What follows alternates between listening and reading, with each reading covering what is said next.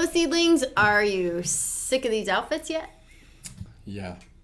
We got excited. It's obviously the same day. We just didn't stop doing laundry. Yeah. We just decided to sit here for a long time Yes. doing this because the Holy Spirit's everywhere. Because we got really excited down here at the center. So exciting. If you're watching this video and you're really excited, A, tell us about it. But B, you should probably be down here with us.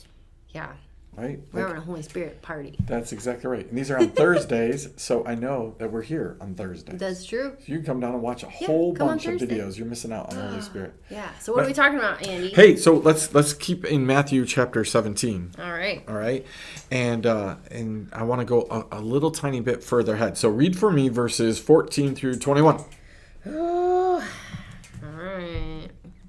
And when they were come to the multitude, there came to him a certain man, kneeling down to him and saying, Lord, have mercy on my son, for he is a lunatic, and sore vexed. For oftentimes he falls into the fire and oft into the water. And I brought him to the disciples, and they could not cure him. Then Jesus answered and said, O faithless and perverse generation, how long shall I be with you? How long shall I suffer you? Bring him hither to me. And Jesus rebuked the devil, and he departed out of him, and the child was cured from that very hour. Then came the disciples to Jesus apart and said, Why could not we cast him out? And Jesus said unto them, Because of your unbelief. For verily I say unto you, if you have faith as a grain of mustard seed, you shall say unto this mountain, Remove hence to yonder place, and it shall move, and nothing shall be impossible unto you. Howbeit, this kind goes not out but by prayer and fasting. There's a whole lot in there, Andy. This is way more than a seed video. What were you thinking? All I promised was that we were going to talk about seeds. That's it. That's all I promised. Yeah, you did promise talking about a seed. Holy cow. I don't think this is about a seed, though. No. You know what I'm really regretting at this moment? Are they ready for this? Seeds? This is all about sermons, actually. I'm just trying to sermon prep. Yeah, you shicey pastors. Are they ready for it? Well, let's answer that question first, because Jesus made it very clear that the disciples weren't. Yeah, you weren't. They weren't. So most of us probably... So how long do we have to stay with you guys before you're ready for this? That's right. Well, again, how long do they have to stay with us before we're ready for it? So I think this all goes together, right? Because I love the first part of this, right? Man came, right? When they came to the crowd, a man came up to him, kneeling before him, said, Lord, have mercy on my son. We talk about this all the time. This is super basic seed thing. If you're coming, I'm laughing because I'm just thinking about things that we heard this morning, and I'm like, you don't come before God just pointing out how you've done these things, or you're good or better at this, or other people have done this, or how you come before God really matters, right? Mm-hmm. So how did this man come before Jesus? Kneeling. We just talked about that. Like, we just spent 4 episodes saying face plant, right? We kneel before Jesus. Begging. Right, so here it is. Oh, this is so fantastic. This is way more than one video, guys. Come back next week. I want my sword, right? I want my sword so we can put this in, right? This is a knighting ceremony, right? That's what it is, right? This man comes and he drops a knee before his Lord, right? Before Jesus, who he's going to make his Lord, right? How fantastic, because not only that, what does he say? Oh, Lord. Right? So it is exactly that, right? He comes, he kneels, he makes Jesus his Lord. Here's a whole other sermon you could mix in there. Well, why aren't you preaching it? Because he said, have mercy on my son. This wasn't even for him. Exactly. It wasn't even for him. It was for someone else. So how many times do we take a knee before Jesus for someone else? Now all of a sudden it's become super really convicting. Oh. Right? In nature.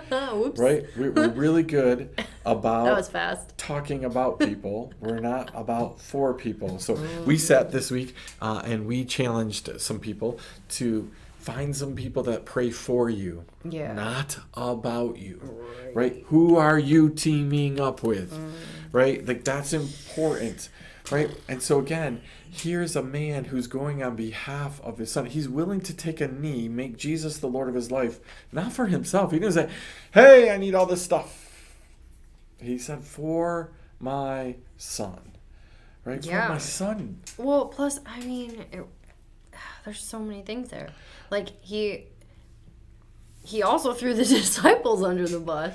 Mm-hmm. You know? He was, like, desperate. And he came in faith, right? He came in faith to the disciples who had been commanded to go out and preach. He knew they should be able to do it. That's exactly... He knew they should be able to do it. Look at, back up one little phrase before that, right? Because this man bows a knee. He claims Jesus as his Lord. Mm-hmm. He puts forth his request, but then he specifically says, here's the problem. Mm-hmm. So many times we walk into church or into places and into moments with God, and we are so generic in nature. Mm-hmm. Oh, God, have mercy on me, a sinner. Right? Like we hear that all the time. Oh, God, I have problems. This guy specifically calls out, here's what I want, Lord, in my mercy. Right? How often when we're crying out to the Lord, again, this is convicting in nature, right? Mm-hmm. How often when we're driving around our tractor and we're just crying out to the Lord, Lord, I need you to change things. I need you to fix this. I need you to make this happen. How specific are we being? Right. We don't say it, but we, like, it's that, oh, he knows, but... He does know. Mm-hmm. Duh. Yeah. But he always wants to hear it. He always wants to hear it because he wants, I don't know, it just shows another level on your end of acknowledging where you're at and acknowledging like who you are and acknowledging who he is. Yeah. Because you could have it all in your heart like, okay, well, I want like, you know, a circus, right?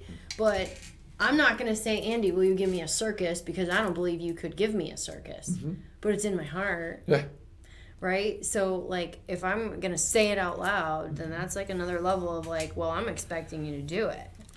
Exactly. Mm-hmm. When we fast forward to the very last line in the ESV, it says, and nothing will be impossible for you. Mm-hmm. Right? So we get to the end of this and say, here's where this road is going. Jesus saying, listen, do it the right way. Mm-hmm. Take a knee. Right?